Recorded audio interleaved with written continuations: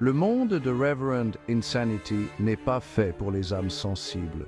C'est un endroit où la lumière de l'espoir est souvent éclipsée par les ombres de la cruauté.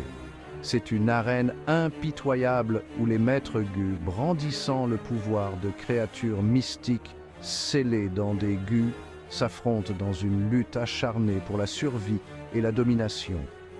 Chaque combat est une danse mortelle, une chorégraphie de puissance et de stratégie. La moralité est fluide et la force règne en maître. Les alliances sont fragiles et la trahison est monnaie courante. Seuls les rusés et les impitoyables peuvent vraiment prospérer dans ce paysage impitoyable. La survie dépend de la capacité à anticiper et à manipuler. Réincarné dans ce monde, je porte les souvenirs de ma vie passée et une perspective froidement détachée. Chaque décision est calculée, chaque mouvement est stratégique. Je comprends la valeur du pouvoir, mais plus important encore, le coût de sa poursuite. La quête de puissance est un chemin solitaire et périlleux. Notre protagoniste, Fang Yuan, incarne ce pragmatisme brutal. Il est l'exemple parfait de la survie du plus apte dans un monde où la faiblesse n'a pas sa place. Le tournoi Gu se termine par un rappel brutal de la hiérarchie impitoyable du monde. La victoire apporte non seulement la gloire, mais aussi un statut plus élevé et surtout l'accès aux précieuses ressources.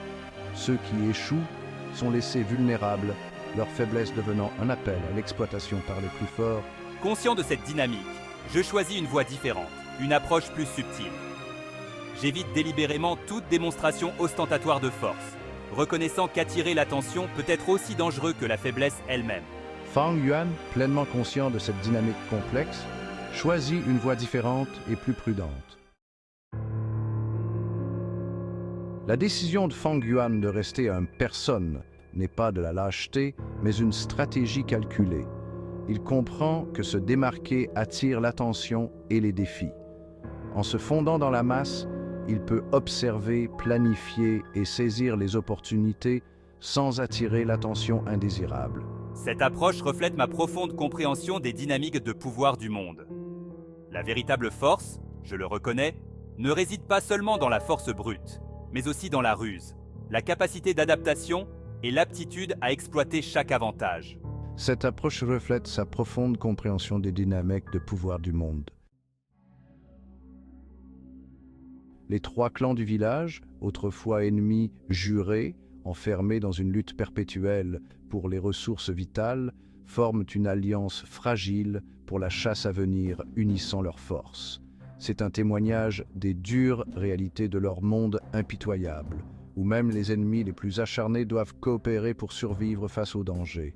Les règles sont claires, répartition égale de l'essence primordiale, respect strict des frontières établies et châtiment rapide en cas de trahison ou de déloyauté. Cette alliance, née de la nécessité plutôt que de la confiance mutuelle, souligne le fragile équilibre des pouvoirs dans l'univers de Reverend Insanity. C'est un monde où les alliances sont fluctuantes, les trahisons monnaie courante et inévitables, et où la survie dépend souvent de l'exploitation d'opportunités fugaces et précieuses. L'introduction du tableau des mérites de combat ajoute une nouvelle couche de complexité à la chasse. Il promet des récompenses pour avoir tué des bêtes désolées, incitant les maîtres gus à privilégier le gain individuel à la sécurité collective. Cela crée un dangereux courant sous-jacent de compétition et de méfiance au sein de l'Alliance. Les mérites de combat offrent de précieuses récompenses, mais les poursuivre imprudemment peut entraîner des risques et des conflits inutiles. Fang Yuan, toujours pragmatique, reconnaît les avantages et les dangers potentiels de ce système. La stratégie de chasse de Fang Yuan reflète sa nature prudente mais opportuniste. Équipé du gu des écailles furtives, il se déplace à couvert, évitant les confrontations inutiles tout en observant patiemment son environnement. Mon approche contraste fortement avec l'agressivité imprudente des autres maîtres gus aveuglés par l'attrait des mérites de combat. Cette approche mesurée souligne la compréhension de Fang Yuan du risque et de la récompense. Il n'est pas motivé par la bravade ou le désir de gloire, mais par un instinct froid et calculateur de survie et de progrès. Le voyage de Fang Yuan à travers le paysage dangereux de Reverend Insanity offre un aperçu effrayant d'un monde défini par les luttes de pouvoir et l'ambiguïté morale. Chaque pas qu'il fait est une danse délicate entre la vie et la mort, où chaque décision peut être fatale. Ces expériences soulignent l'importance de la capacité d'adaptation, de la pensée stratégique et de la prévoyance. Dans ce monde impitoyable, il doit constamment anticiper les mouvements de ses ennemis et les pièges du destin, et d'une volonté impitoyable d'exploiter chaque avantage dans la poursuite de la survie. Utilisant des ressources mystiques et des pouvoirs anciens, il transforme chaque défi en opportunité.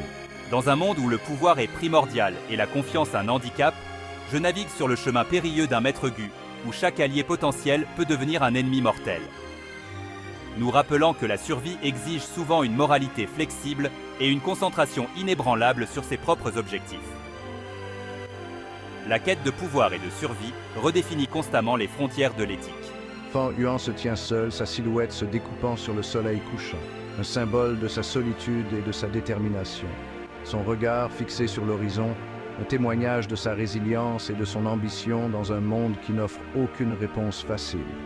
Chaque coucher de soleil est une promesse de nouveaux défis à venir, et il est prêt à les affronter avec une détermination inébranlable.